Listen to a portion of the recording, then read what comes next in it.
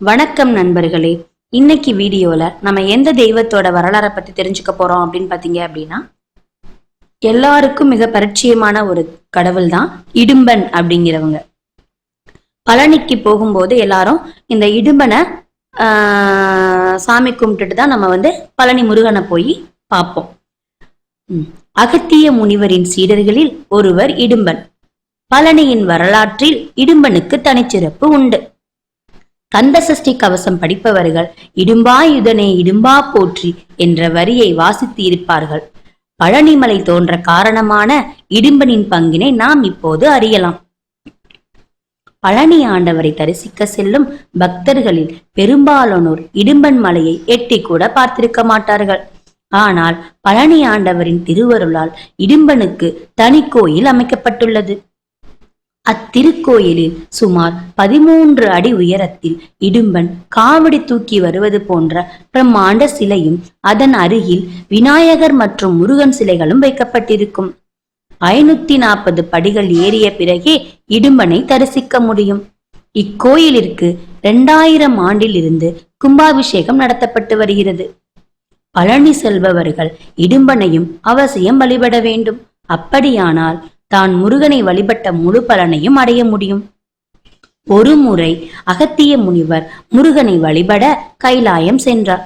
அங்கு சென்று முருகனை வேண்டி வணங்கி சிவபெருமானின் அம்சங்களை கொண்ட சிவமலையையும் பார்வதி தேவியின் அம்சமான சக்தி மலையையும் தான் எடுத்து சென்று பொதிய மலை அருகில் வைத்து வழிபட வேண்டும் என அருளும்படி வேண்டினார். முருகப்பெருமானும் அவ்வாறே அருளினார்.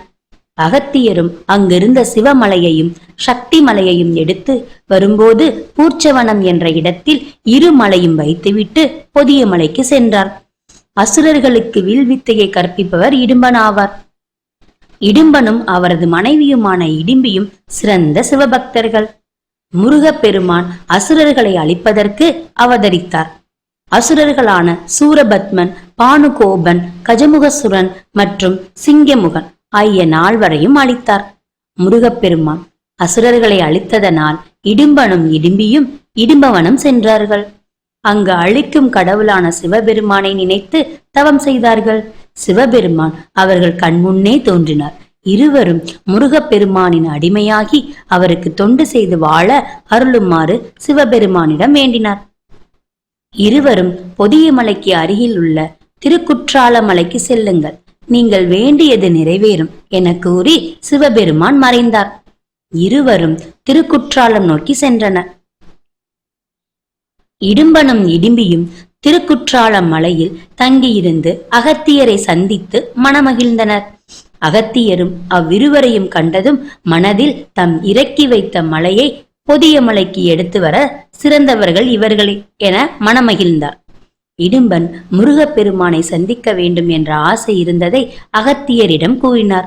ஒரு அசுரனாக இருக்கும் இடும்பனுக்கு முருகனை தரிசனம் செய்ய எண்ணம் இருப்பதை புரிந்து கொண்ட அகத்தியர் பூர்ச்சவனத்தில் தான் விட்டு வந்த சிவன் மலையையும் சக்தி மலையையும் பொதிய மலைக்கு கொண்டு வந்து சேர்த்தால் முருகப்பெருமானின் தரிசனம் கிடைக்கும் என்று கூறினார்.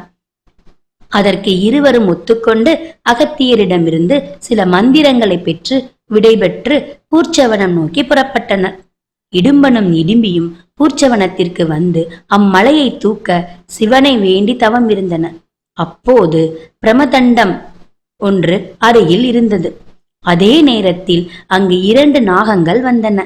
அவற்றை பிரமதண்டத்தில் உரிபோல் கட்டி 2 மலைகளை அதில் வைத்து காவடியாக சுமந்தபடி பொதிகை நோக்கி சென்றன.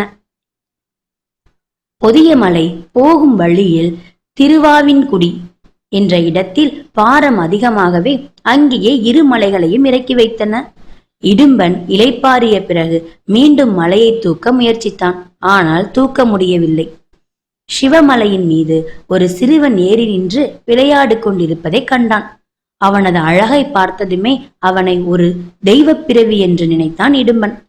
மலையில் இருந்து இறங்கிவிடும்படியும் சிறுவனிடம் கூற அவன் இறங்காமல் இது நான் தங்கப் போகும் மலை என்று வாக்குவாதம் செய்தான். இடும்பனுக்கும் சிறுவனுக்கும் வாக்குவாதம் முற்றியது. அந்த சிறுவனின் கையில் வைத்திருந்த தண்டாயுதத்தினால் இடும்பனை லேசாக அடிக்க அந்த அடியை தாங்க முடியாமல் இடும்பன் கீழே விழுந்து இறந்து விடுகிறான். இதை கண்ட இடும்பி கதறி அழுதாள். அசுரர்களுக்கே வில்வித்தை கற்றுக் கொடுத்த தன் கணவனை கொல்லும் தகுதி அசுரர்களை வென்ற அந்த முருகனைத் தவிர வேறு யாருக்கும் இருக்க முடியாது என உறுதியாக நம்பிய இடும்பி சிறுவனின் காலில் விழுந்து கதறினாள். அச்சிறுவன் அருகில் இருந்த மயிலின் மேல் அமர்ந்து முருகப்பெருமானாக காட்சி தந்தார்.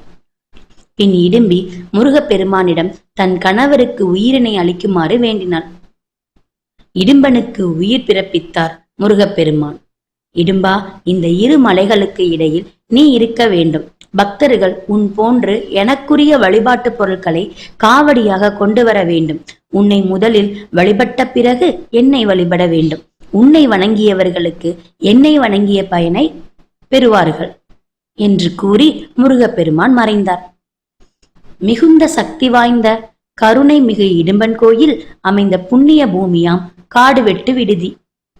இது தமிழ்நாட்டில் உள்ள தஞ்சாவூர் மாவட்டத்தில் ஒரத்தநாடு வட்டத்திற்கு உட்பட்ட திருவோணம் அருகில் ஓர் கிராமமாகும். இந்த கோயிலில் வந்து வழிபட்டால் திருமணம் விரைவில் கைகூடும், குழந்தை வரம் கிடைக்கும், வறுமை நீங்கும், தீராத வினையெல்லாம் தீரும். இக்கிராமத்தில் இடும்பனுக்கு தனி சன்னதியில் குண்டலினி உடம்பில் அணிந்து சூரிய சந்திர பிறையுடன் இடும்பர் அமர்ந்துள்ளார். இந்த கோலத்தில் சிவனடியாரான இவரை வழிபட சிவபெருமானின் அருள் பன்மடங்கு கிடைக்கும். குடும்பத்தில் செல்வ வளம் பெருகவும் எந்த வகையான தோஷங்கள் இருந்தாலும் அதிலிருந்து விடுபடவும் பிரார்த்திக்கின்றன. 3 திங்கட்கிழமை தொடர்ந்து வந்து 7 வேப்பெண்ணெய் விளக்கு, 7 நெய் விளக்கு, 7 நல்லெண்ணெய் விளக்கு என ஒரு திங்களுக்கு 21 விளக்கு என 3 வாரங்களுக்கும் 63 விளக்குகள் ஏற்றி பொங்கல் வைத்து வழிபட்டால் வீட்டில் செல்வம் செழிப்பாம வாழ்க்கை கிடைக்கும். குழந்தை இல்லாதவர்களுக்கு குழந்தை பாக்கியம் கிடைக்கும். பகை ஒளிந்து நோய் நொடி இல்லாமல் இருப்பர். வம்சம் 21 தலைமுறைக்கு விருத்தியாகும்.